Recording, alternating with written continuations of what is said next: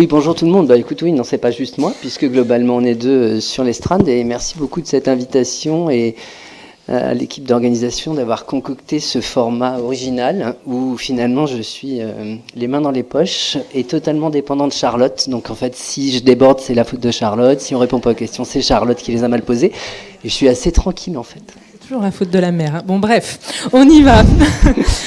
Quelles sont les conséquences possibles, David? J'ai pas dit que tu avais travaillé depuis je sais pas combien de temps sur le TESAF, 10, 15 ans, bon bref.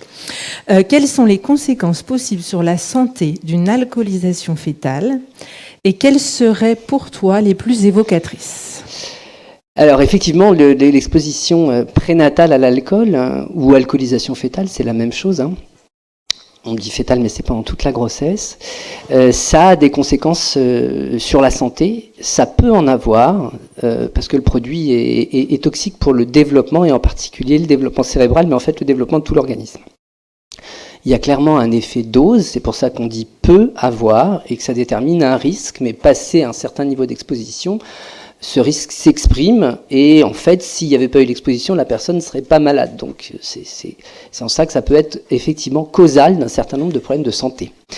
Et effectivement, on retrouve des problèmes de santé en rapport avec le mauvais développement d'un certain nombre d'organes qui sont perturbés dans leur développement et dans leur maturation par le toxique. Hein. La recette est correcte, entre guillemets, mais voilà, si vous oubliez de mettre l'allure parce que quelqu'un vient vous gêner pendant la fabrication de votre gâteau, ou si quelqu'un rajoute un produit, le résultat ne sera pas exactement le même si la recette était correcte. C'est la différence avec un facteur génétique qui perturberait le développement. Et donc on a la possibilité de perturber le développement d'un certain nombre d'organes et la maturation. Alors le développement tout au début, ça donne des malformations. L'organe n'a pas été construit selon le bon schéma. Et puis la maturation qui est parfois prolongée des organes et qui commence in utero et qui peut être perturbée par l'exposition prénatale à l'alcool pendant les phases tardives du développement. Sachant que la particularité de ce toxique, il peut aussi reprogrammer un petit peu tout ce qui est marqueur sur toutes les notes, les marque-tapages, les notes de bas de page ou les notes qu'on met dans la marge dans un livre de recettes et qui permettent l'expression. Tout ça, ça peut être perturbé, ça s'appelle l'épigénome. Et donc ça peut avoir des conséquences même sur la durée, après la période d'exposition. Donc les organes qui sont touchés, c'est potentiellement beaucoup d'organes, mais pour ce qui est on distingue essentiellement les organes, le système nerveux central des autres organes. Parce que finalement l'essentiel des conséquences qui vont avoir un impact de santé majeur, c'est les conséquences sur le développement du cerveau. Donc les conséquences sur le développement du cerveau, ça va être un certain nombre de troubles cognitifs et comportementaux sur lesquels on pourra revenir et qu'on décrit le plus souvent grâce aux catégories diagnostiques des troubles du neurodéveloppement. Et puis les autres organes, on va dire que c'est l'organisme dans son ensemble qui peut être affecté dans sa croissance, donc ça donne des petites tailles. Des petites tailles de tout l'organisme et puis des petites tailles du cerveau. Hein. La deuxième chose, c'est qu'on peut avoir des malformations squelettiques, on peut avoir des petites particularités du squelette qui ne sont vues fréquemment que chez ceux qui ont été exposés très lourdement, mais voilà, des malformations squelettiques, c'est possible. Des malformations du cœur, c'est possible. Certaines malformations du cœur ont été clairement associées à l'alcool. Des malformations de l'œil, oui, on se rapproche du système nerveux central. Hein. L'œil, c'est une projection du cerveau. C'est essentiellement ces malformations-là qui sont récurrentes et qui peuvent mettre la puce à l'oreille. Donc, et puis ensuite, on a des malformations du cerveau. Donc, on revient au cerveau, non plus son fonctionnement, mais sa structure. Donc finalement, si on se résume sur la fin de ta question qui était quels sont les signes qui peuvent être évocateurs en général, ce sont au-delà des personnes qui ont des troubles cognitifs et comportementaux de type trouble du neurodéveloppement, c'est les gens qui ont une petite taille associés, qui ont des particularités de certains organes, le cœur, le squelette, etc. Et puis des gens qui ont des anomalies de croissance du cerveau, donc une microcéphalie. Et vous voyez que j'ai laissé pour la fin à dessein le signe auquel tout le monde pense en premier dans une maladie du développement, a fortiori quand elle a commencé à être décrite sur ses particularités, c'est-à-dire les particularités faciales. puisque comme dans beaucoup de maladies du développement, la face, qui est une structure complexe, et puis qu'on lit très bien en fait, peut-être que si on lisait mieux les formes des plis de la main, ou je sais pas moi, de la forme du cœur, on reconnaîtrait sur la forme du cœur. Mais en fait, nos yeux sont faits pour décrypter avec finesse le massif facial, qui par ailleurs est très, très complexe. Donc en fait, il enregistre beaucoup des perturbations du développement. Et donc dans des maladies d'origine génétique, comme dans des maladies d'origine toxique comme celle-là, le massif facial est désorganisé. Il y a une sorte de malformation faciale, c'est un peu grossier de dire ça, on parle de dysmorphie, c'est plus technique, mais globalement, ça donne des singularités faciales et elles peuvent être typiques de l'origine de l'anomalie de développement. Et donc, il y a une dysmorphie faciale qui peut être présente et qui est en soi assez typique chez certains de ces patients. Voilà. Alors, est-ce que l'alcoolisation fœtale peut causer des troubles du neurodéveloppement, comme par exemple le TDAH, trouble déficit de l'attention avec ou sans hyperactivité? Et quel type de TND sont le plus souvent observés dans ce type de situation? Alors, absolument. Comme je vous l'expliquais, une des conséquences de l'exposition prénatale à l'alcool, quand elle a des conséquences pathologiques, c'est l'existence de difficultés cognitives et comportementales. Et ces difficultés sont décrites aujourd'hui chez ces patients, comme d'ailleurs dans plein d'autres situations, par des catégories de diagnostics qu'on appelle les troubles du neurodéveloppement.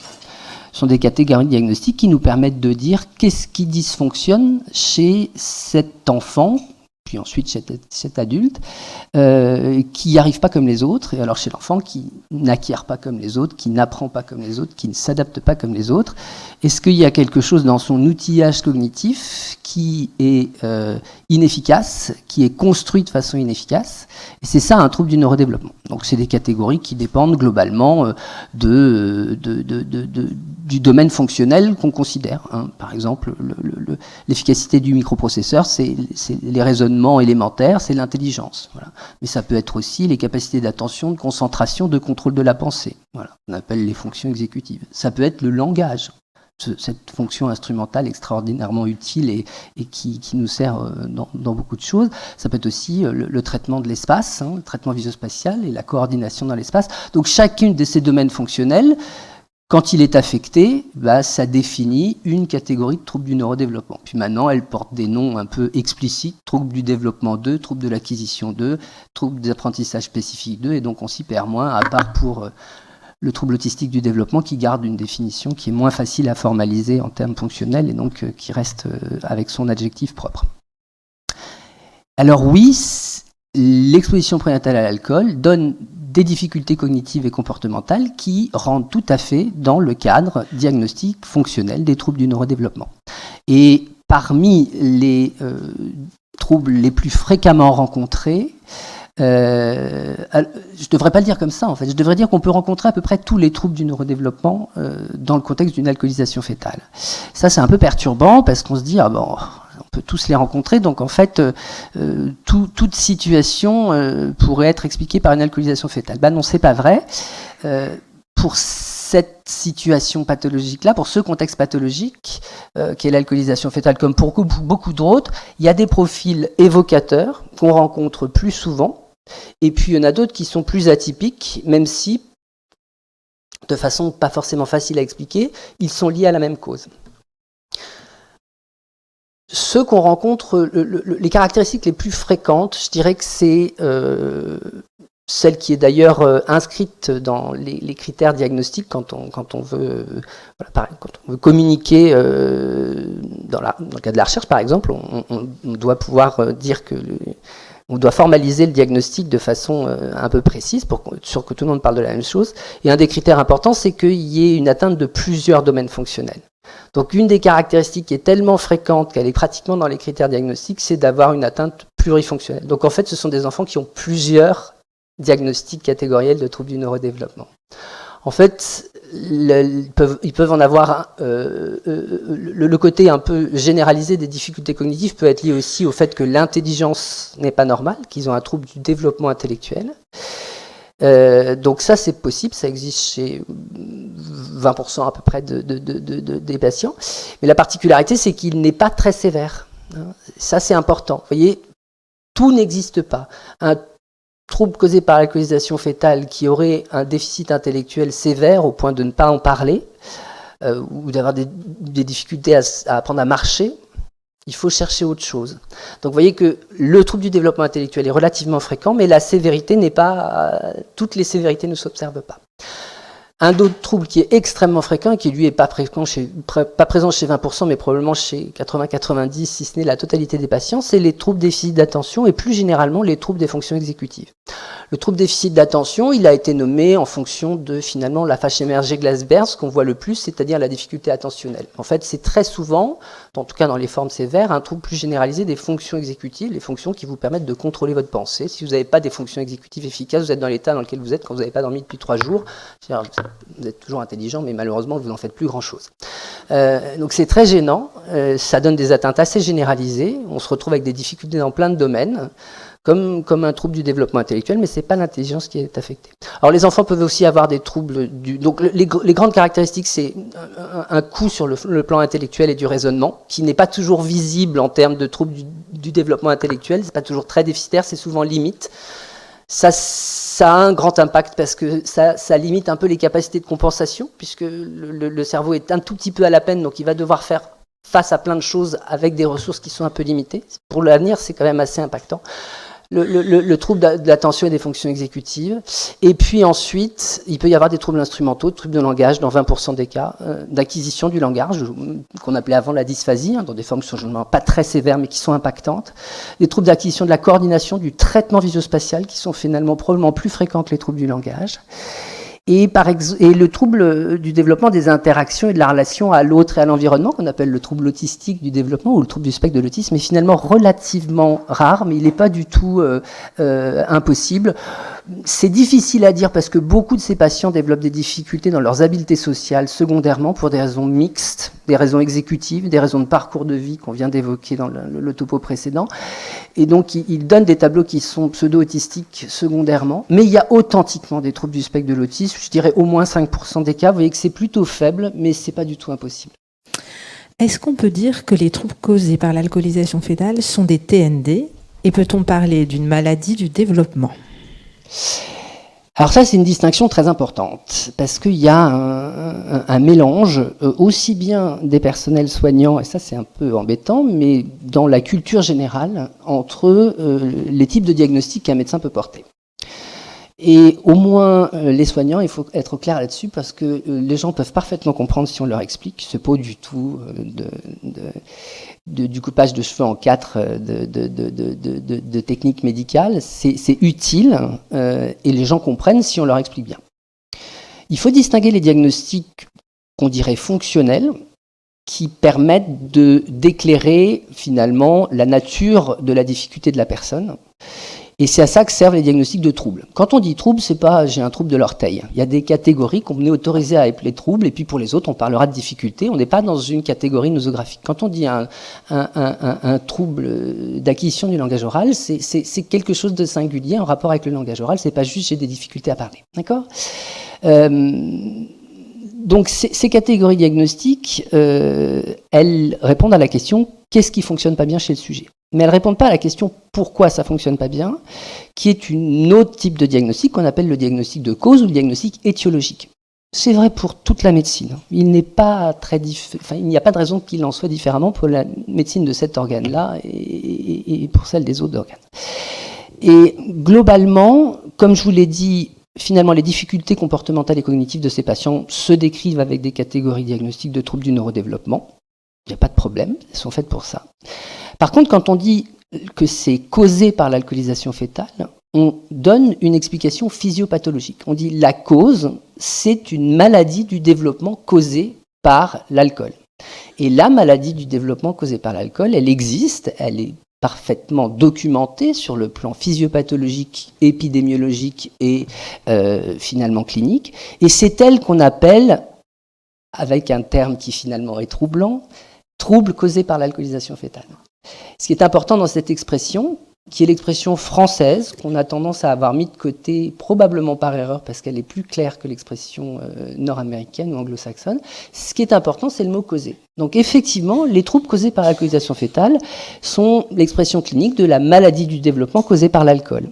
Et pour poser ce diagnostic, il faut avoir décrit les troubles du neurodéveloppement qui sont présents chez ces enfants et qu'on aurait pu décrire chez un enfant qui a la même chose mais pas causée par l'alcoolisation fœtale. Et il faut avoir établi de façon relativement solide, voire certaine, le lien de causalité entre l'exposition à l'alcool et ces troubles. Et c'est ça qu'on appelle faire le diagnostic de troubles causés par l'alcoolisation fœtale. Que pour plein de raisons, les anglo-saxons appellent trouble du spectre de l'alcoolisation fœtale, qui est confusiogène dans l'esprit des gens, parce qu'il y a aussi les troubles du spectre de l'autisme, et puis finalement on s'y perd, alors que le distinguo est assez simple à expliquer aux gens. Je vais vous donner les diagnostics qui correspondent à vos dysfonctionnements, qui vont guider d'ailleurs beaucoup de ce qu'on va faire pour vous, et puis je vais vous dire si c'est causé par quelque chose. Ça pourrait être une mutation génétique, ça pourrait être un accident périnatal, ça pourrait être une prématurité. Il se trouve que dans votre cas, le facteur déterminant, qu'on dit causal, même si ce n'est pas forcément le seul qui a joué, c'est l'exposition prénatale à l'alcool. Voilà, donc une maladie du développement, certainement, au cours de laquelle on décrit des troubles du neurodéveloppement. Super. On entend parfois dire que l'on ne peut rien faire quand le mal est fait. Que répondre à ceux qui avancent que c'est un diagnostic culpabilisant pour la mère et stigmatisant pour le patient? Qu'est-ce que tu en penses? Alors, j'en pense déjà que cette situation, cette question, on peut se la poser pour n'importe quelle affection constitutionnelle. C'est-à-dire la personne est née comme ça, parce que Dame Nature l'a construit comme ça, ce qui est le cas de maladies du développement en général, et donc globalement de ce qui est à l'origine des troubles du neurodéveloppement dans leur diversité. La personne est construite comme ça, donc il n'y aurait rien à faire, il y aurait une certaine fatalité à ne rien faire, puisque Dame Nature a fait les choses comme ça. Évidemment, c'est inentendable, et on se poserait la question de façon un peu différente, parce que la cause serait une cause exogène liée à un comportement. En l'occurrence, c'est pas un comportement, je rappelle que l'addiction, c'est pas un comportement, c'est une maladie, c'est un peu différent. Et donc je trouve que cette question, elle est... Enfin, je veux dire... Tenir ce propos-là, c'est un propos un petit peu défaitiste qui souvent traduit le fait que les gens n'ont pas vraiment, le mot serait pas l'envie, mais se retrouvent devant une situation qui les met en difficulté, ils préfèrent ne pas soulever le tapis, et donc voilà, c'est comme quand on disait à quoi ça sert d'identifier ce problème si je peux pas le régler, hein. Il y aurait une espèce de règle absolue qui est pas de solution, pas de problème. On ne soulève pas le tapis si on peut pas nettoyer en dessous. Sauf que ça se mord la queue, puisque de façon générale, hein, on a souvent dit ça face à des problèmes de santé, j'ai pas de solution, donc je vais pas dépister, par exemple. Du coup, les gens n'existent pas. Du coup, voilà, c'est un propos dont il faut se méfier. Alors, pour revenir à la question plus spécifique de l'intérêt de poser un diagnostic complet dans le cadre d'un trouble du neurodéveloppement qui serait lié à un trouble causé par l'alcoolisation fœtale, je dirais que ça apporte quand même un certain nombre de bénéfices, dont le premier est quand même de répondre à souvent un questionnement personnel, c'est-à-dire quand vous êtes parent et que vous avez un enfant qui a des difficultés et une souffrance adulte par ça, la question de savoir pourquoi votre enfant et pas un autre est une question qui est importante. On considère, peut-être à tort d'ailleurs parce que ça coûte de l'argent, mais on considère dans notre pays que c'est probablement une partie de l'action thérapeutique que de répondre aux questions que se posent les gens quand ils sont face à un problème de santé. Je pense qu'on n'a pas tort, l'expérience montre que c'est pas faux. La deuxième chose, c'est que ça peut faire taire un certain nombre d'interprétations que la société renvoie aux personnes, voire certains soignants renvoient aux personnes, et qui sont à la fois blessantes et pas constructives. Tout simplement parce que quand vous renvoyez une réponse qui n'est pas juste, souvent les personnes vont se retrouver, vont s'en rendre compte. Si vous répondez c'est un rond à des parents qui voient un carré, ils vont pas vous croire et ça va pas bien se passer. Donc finalement, donner une réponse complète à la question pourquoi et mettre un terme à des interprétations dont certaines peuvent être culpabilisantes, c'est utile. La troisième chose, c'est que souvent les situations sont complexes, et quand on fait par exemple de la médecine du neurodéveloppement, il ne faut pas s'imaginer que en 2 tests, un séjour chez le neuropsychologue et puis 3 gribouillages sur la table, on va avoir établi le profil cognitif des enfants.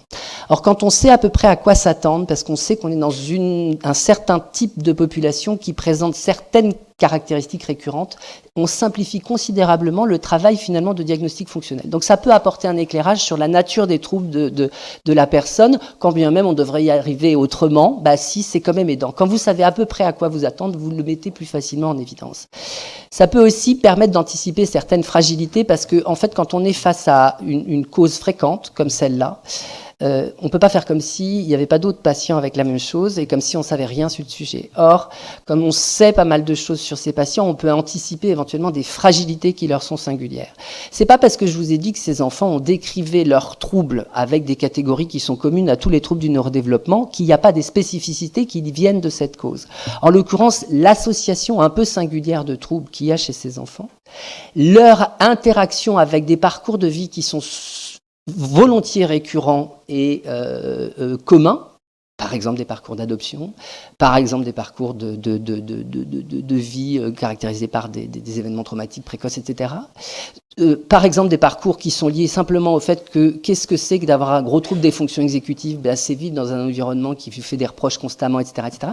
Bref, ça tisse un commun de trajectoire développementale que vous allez pouvoir anticiper si vous savez que vous êtes confronté à cette maladie-là, à l'origine de ces troubles et pas une autre. Enfin, c'est quand même très important en termes aussi de prévention. Vous savez, on dit on fait des tests génétiques parce que ça permet de faire du conseil génétique, c'est-à-dire d'éviter la récurrence.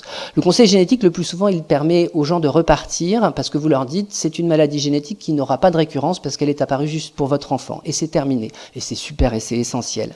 Là, vous avez quelque chose de plus à faire parce qu'il n'y a rien qui recommence plus qu'une maladie qui est liée à un facteur environnemental. Ce fait que l'aspect prévention de la récurrence, qui est un truc qui est tout de suite à l'esprit des gens quand on parle de maladie génétique, en fait, il est encore plus présent quand on parle de maladie qui est liée à un facteur d'environnement. Il n'y a finalement rien qui récure plus qu'une maladie qui est liée à un facteur de l'environnement qui ne s'en va pas. Donc ça, c'est vraiment la prévention de la récurrence, d'où le diagnostic chez un enfant peut être la porte d'entrée dans la prévention de la récurrence. Et je dirais une dernière chose qui est transmise souvent par les familles, c'est que, tu parlais de la culpabilité, du fait que ça pourrait être culpabilisant. Je dirais deux choses pour le coup, parce que je me rappelle de cette composante de ta question. La première, c'est que les familles transmettent souvent que pour un certain nombre de leurs enfants, pas tous, il ne faut pas faire des généralités, mais c'est fréquent, c'est déculpabilisant.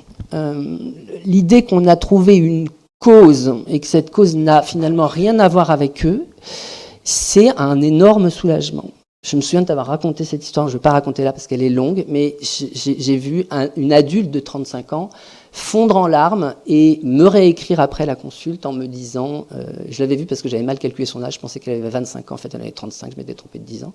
Je ne fais pas de la consultation à 35 ans habituellement en pédiatrie. Et elle m'a écrit après pour me dire que malgré tout, ça l'avait considérablement aidée, même si elle avait pleuré en consultation, etc. Parce que la première chose qu'elle a dit en se mettant à pleurer, c'est « je savais que ça ne pouvait pas être que de ma faute ». Voilà. Et pour ce qui est des mères, je vous donnerai mon expérience personnelle. Je pense qu'on ne peut pas décider ce que les gens doivent savoir. Et les personnes qui sont alcoolodépendantes ou qui ont eu des consommations inconsidérées à un moment de façon assez massive pour être dans cette situation, d'abord, elles ne sont pas sottes. Donc, pour la plupart d'entre elles, elles se doutent qu'il y a bien potentiellement un lien. Et cette espèce de position très paternaliste, qui je ne vais pas lui dire parce que ça va la culpabiliser, d'abord je pense que c'est avant tout un masque pour se dire que ce sera plus simple si je lui dis pas, parce que c'est quand même pas très facile à gérer en consulte, donc bon, c'est difficile la médecine et la consulte, faut bien le dire, c'est vrai.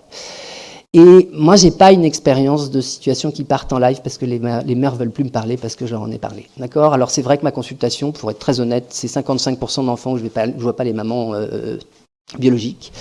Mais j'en vois quand même un certain nombre et je peux compter sur les doigts d'une main et deux doigts les situations où on n'a pas pu en parler plus longtemps que la première fois, ce qui n'a pas empêché ces mères de me ramener leur enfant. D'accord. Donc non, je pense qu'il faut faire preuve faut savoir que c'est plus facile de s'entendre dire, si on le dit convenablement, vous étiez malade madame, il y a d'autres maladies qui peuvent faire que votre enfant va mal et ces mères sont tout aussi culpabilisées que vous d'avoir été malade pendant la grossesse, et d'ailleurs les mères sont culpabilisées même quand c'est une maladie génétique pour laquelle, à part le bon Dieu, personne n'est responsable. Globalement, toute maman qui a été malade pendant sa grossesse, ça a impacté l'enfant, elle se sent coupable. Mais globalement, vous n'êtes pas le problème, vous êtes possiblement un élément de la solution, parce que globalement, c'est pas ce que vous êtes aujourd'hui qui est responsable de la situation de votre enfant, mais c'est la maladie qui était la vôtre, peut-être toujours aujourd'hui, mais qui l'était hier pendant la grossesse, comme ça peut arriver à n'importe quelle maman qui aurait chopé, moi je sais pas, un virus pendant la grossesse qui a donné une malformation à son enfant. Et ça, c'est plus déculpabilisant qu'on ne le pense. Merci de dire ça. On dit parfois que c'est la première cause évitable de TND. Est-ce vrai et en quoi ? Vaste. Alors, je pense qu'on a raison de dire ça. Ça tombe bien, parce que comme on a concocté un peu les questions ensemble, ça aurait été embêtant. Ce qu'il ne faut pas dire, c'est que c'est la première cause environnementale de TND. Par exemple, je vous rappelle que la prématurité est beaucoup plus fréquente et que sa morbidité en termes de TND est parfaitement avérée. Et il n'y a pas besoin de forcer le trait pour que la question de l'alcoolisation fœtale soit une question de santé majeure. Globalement, si on enlève la prématurité qui est en partie évitable par des soins, etc., mais qu'on évite quand même très très mal, il y a des choses qu'on peut faire. Effectivement, la maladie d'origine environnementale, la maladie du développement d'origine environnementale derrière, la plus fréquente et pour lequel aussi on peut jouer sur le robinet, c'est les troubles causés par alcoolisation fœtale de façon indéniable. Je vous rappelle que la prévalence, disons que les expositions qui donnent des fréquences élevées de troubles du neurodéveloppement derrière, celles qu'on appelle sévères, globalement plus de 2 verres standards par jour, 5 jours sur 7 pendant plus d'un mois. Et en fait, vous savez très bien qu'à partir du moment où on est dans une alcoolodépendance, c'est des chiffres qui sont beaucoup plus élevés. Eh bien, ça concerne déjà, alors c'est difficile de sortir ces chiffres, on pourrait débattre et je pourrais vous donner mes sources, mais ça concerne un pourcentage de la population qui est de l'ordre de 1%. D'accord. Ces femmes ne sont pas visibles, mais elles existent et c'est des chiffres qu'on peut recouper de plein de façons. Si on rajoute les consommations modérées préoccupantes qui sont responsables d'une partie de la morbidité liée à la susceptibilité individuelle, on est peut-être à 3 ou 4%. Ça donne globalement autour de l'ordre de grandeur, c'est une naissance sur 1000 avec un syndrome d'alcoolisation fœtale qui est la forme de diagnostic certain, la plus spécifique des troubles causés par l'alcoolisation fœtale. D'une certaine manière la plus sévère sur le plan des TND, mais c'est pas une relation aussi simple que ça. Et puis on est à peu près à 5 fois plus pour les troubles causés par l'alcoolisation fœtale sans malformation cérébrale. Ça sert à rien de dire 10 fois plus, 15 fois plus, comme je le vois partout. Au bout d'un moment, c'est plus crédible parce que ça n'est étayé par rien. Rien que 5 fois plus, c'est colossal. Et ça, c'est un chiffre assez sûr et difficile à remettre en cause. Donc vous voyez qu'on est sur des prévalences qui sont bien au-dessus des maladies génétiques les plus fréquentes et qui sont néanmoins en dessous de la prématurité. Alors complètement évitable, ben non, je pense pas. Surtout pas devant un auditoire d'un réseau spécialisé dans les addictions. On va pas dire des bêtises pareilles, puisque je vois pas comment on ferait dans nos sociétés qu'il n'y a plus de femmes en âge de procréer avec une addiction, ou alors qu'à chaque fois on les repère toutes et puis tac, elles s'arrêtent parce que c'est le monde des bisounours, il suffit d'être enceinte pour s'arrêter de boire. Mais on peut faire énormément de choses pour mitiger ce risque, tant en termes d'intervention pendant la grossesse qui diminue les consommations et donc qui diminue le risque, qu'en termes de réduction secondaire des risques par des interventions de prévention secondaire, dont une des interventions est la filiérisation de ces enfants vers des soins précoces ou des suivis ajustés. Puisqu'on organise déjà le repérage des TND en population générale, y a-t-il un effort plus particulier à faire pour repérer l'alcoolisation fœtale ? Tu as commencé un petit peu à en parler. Ben oui. Ça rejoint ta question précédente qui était quel est l'intérêt de ce diagnostic, quel est l'intérêt d'identifier la question de la cause quand beaucoup de ce qu'on va avoir à faire dépend avant tout du diagnostic fonctionnel. Bah pour une raison extrêmement simple, c'est que l'exposition prénatale à l'alcool, c'est une caractéristique des personnes avant que les troubles arrivent, ou même quand on n'a pas encore identifié les troubles. Et quand, par exemple, on s'occupe d'une femme, je sais pas, moi, mettons, on va prendre une femme de 48, 49 ans, qui commence son parcours de prise en charge dans le cadre d'un XAPA, parce qu'elle a fini par trouver la porte et la pousser, et voilà. Cette femme, statistiquement, il est probable qu'elle n'ait plus d'enfants, donc c'est plus une question en fait. Bah si, parce qu'elle en a eu. Elle en a eu, et donc il y a de fortes chances qu'ils ont été exposés, en tout cas pour certains, à l'alcool, et bing, on a une grosse question. C'est une question, c'est pas une patate chaude, c'est une question, et si on la pose pas, ben, est-ce qu'on fait vraiment complètement son travail? Ben, peut-être pas. Je veux dire que ça viendrait à l'idée d'aucun infectiologue de ne pas se préoccuper des partenaires sexuels d'une personne qui a une infection à VIH. Il ne va pas prendre son téléphone pour les appeler, mais il va faire quelque chose dans la matière. Et donc, vous voyez que le fait d'avoir identifié non pas juste la question du diagnostic fonctionnel, bah, ces enfants vont bien être repérés par ailleurs, ça nous permet de faire quelque chose en plus, d'accord ? Et c'est ce plus qui peut être déterminant, parce que ça permet d'intervenir tôt, ça permet d'intervenir chez les enfants chez qui on ne se pose plus la question, parce que par exemple ils ont été placés, et donc on est dans des schémas d'interprétation qui ne sont plus forcément, qui n'ont plus forcément ça en tête, et qui risquent de faire de grosses erreurs d'interprétation, et donc de planification de l'action et de choix dans ce qu'il faut faire. En tout cas, de laisser des choses très importantes de côté. Donc, la particularité, c'est qu'il y a une cause qui préexiste et que cette cause, elle est identifiable, qu'elle est déjà à l'agenda de la structure de santé et des professionnels de santé, qu'on peut filer la situation d'une maman et d'un enfant, et que ça peut permettre les interventions précoces. Alors, évidemment, si je voulais être complet, il faudrait que je vous dise en quoi et pourquoi on sait qu'un certain nombre d'interventions précoces sont pertinentes. Je ne vais pas le faire là parce que ce n'est pas l'objet, mais elles ne sont pas moins pertinentes parce que la cause serait l'alcool par rapport à une cause qui serait la prématurité ou une cause qui serait l'identification, je ne sais pas moi, d'un facteur de risque génétique familial. Les enfants exposés à l'alcool relèvent-ils du suivi des nouveau-nés vulnérables ? Oh, comme ça s'enchaîne bien. C'est bien, hein ? T'as vu ? Formidable. Merci. Bah oui. Tu vois comment on gagnait du temps. Oui, bien sûr. Et je pointerai du doigt le fait que, là encore, je ne vais pas discuter le rationnel de ces interventions. C'est discutable d'ailleurs, on pourrait parler des heures de se dire que finalement on prend plein de mesures pour les enfants à risque, alors que finalement quand il y a un gros risque, ça ne va pas être très difficile de repérer ces enfants. C'est précisément parce que ça ne devrait pas être difficile qu'il ne faut pas se rater, alors que l'expérience a montré, avant qu'on structure un petit peu le suivi des enfants vulnérables, que globalement ils repoussaient la porte de la consulte encore plus tard que les autres, et dans un état parfois plus déplorable. Donc c'est ce que nous ont appris l'expérience, par exemple, de la prématurité. Il faut filiariser parce que sinon, finalement, on perd, entre guillemets, ce faux bénéfice qui est que le facteur de risque étant identifié, autant en profiter.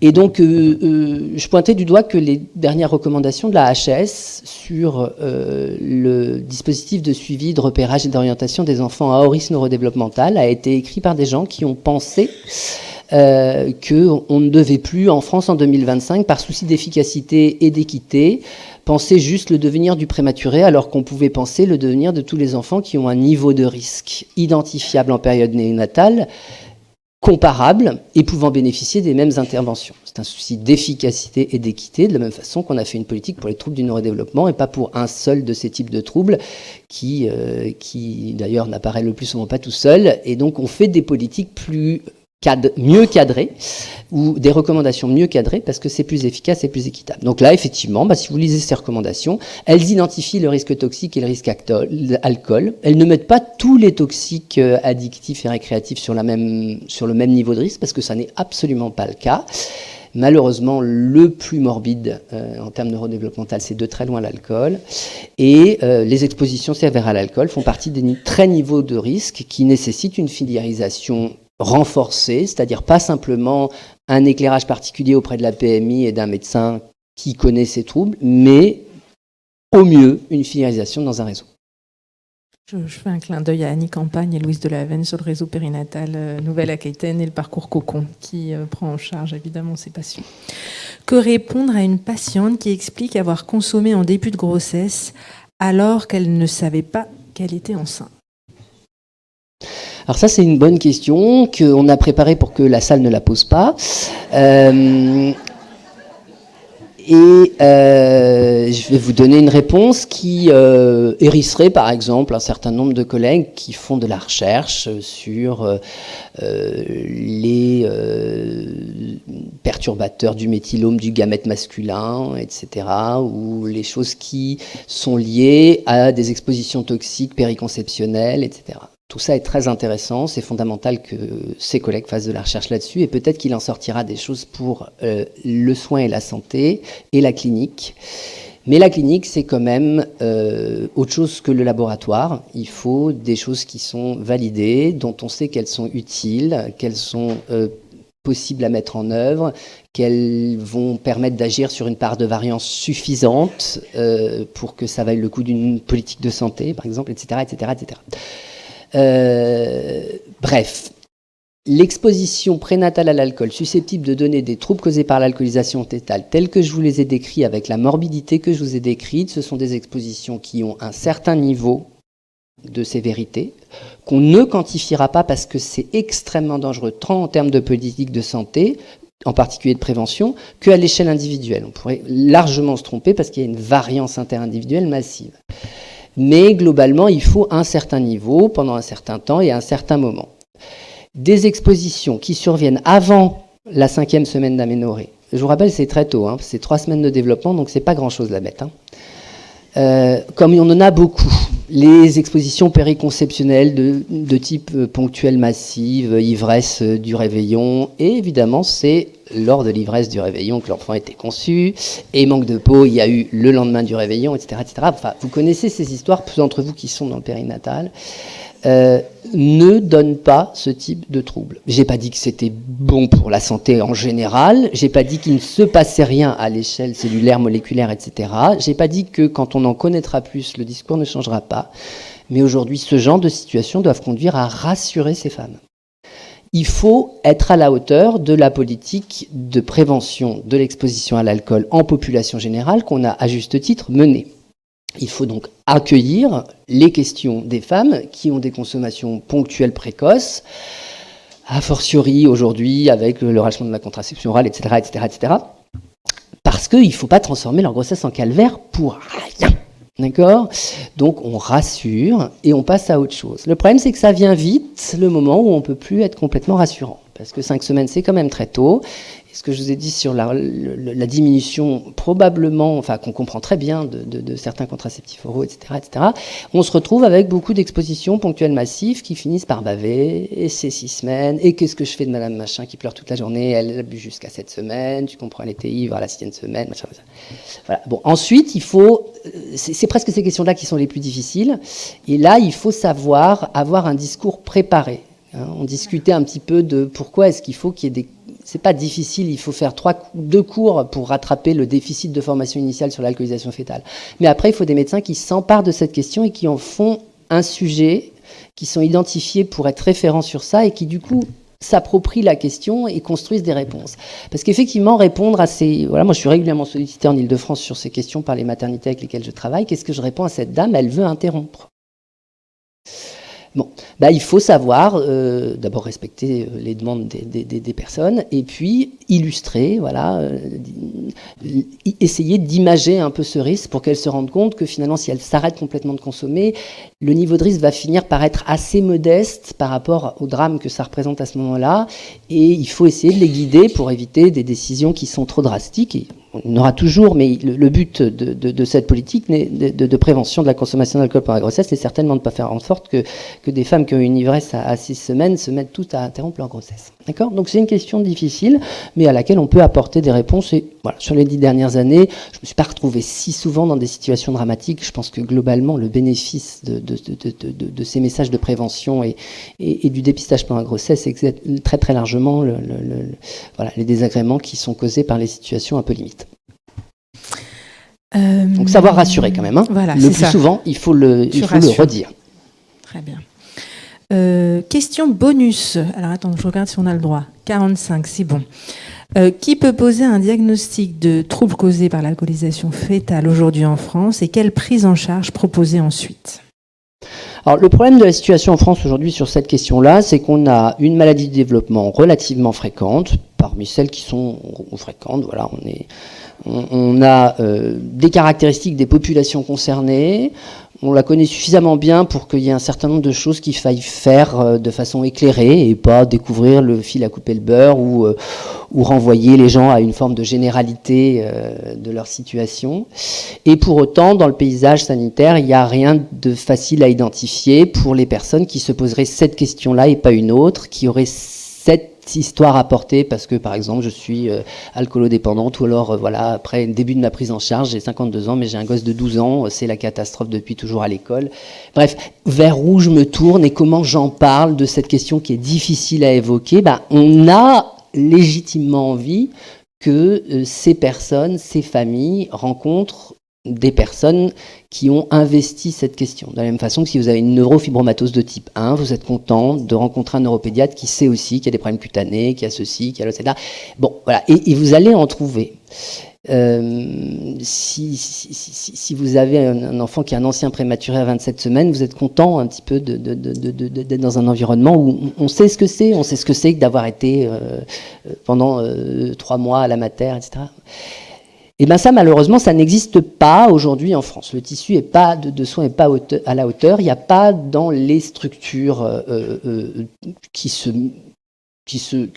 structurent, j'ai envie de dire, à l'heure actuelle, autour de la médecine du neurodéveloppement, at last, et heureusement, il n'y a pas encore de la volonté d'identifier suffisamment en région, sur une zone territoriale, des personnes qui soient référentes sur ça et qui puissent permettre de constituer un repère dans le paysage pour les familles ou même pour les soignants de premier niveau qui souhaiteraient orienter ou avoir des réponses à leurs questions. Parce que sinon, en fait, qui peut poser le diagnostic ? Toute personne qui a des compétences en matière de médecine du neurodéveloppement et de maladie du développement et puis qui n'a pas fait l'impasse sur cette question. C'est-à-dire finalement, en théorie, beaucoup de gens. D'accord ? Simplement, vous rencontrerez peu de gens qui, aujourd'hui en France, les familles auront du mal à s'orienter, les collègues auront du mal à orienter, et aujourd'hui encore, vous trouverez des gens qui auront une conception du diagnostic héritée de leur formation initiale, de ce qu'on en faisait avant pendant des années, qui n'auront pas forcément remis à la page leur logiciel. C'est une obligation pour les médecins, l'obligation de formation continue, mais c'est une obligation lourde et difficile. Dans cet auditoire, je pense que tout le monde en est conscient. C'est pas facile de se maintenir à la page surtout.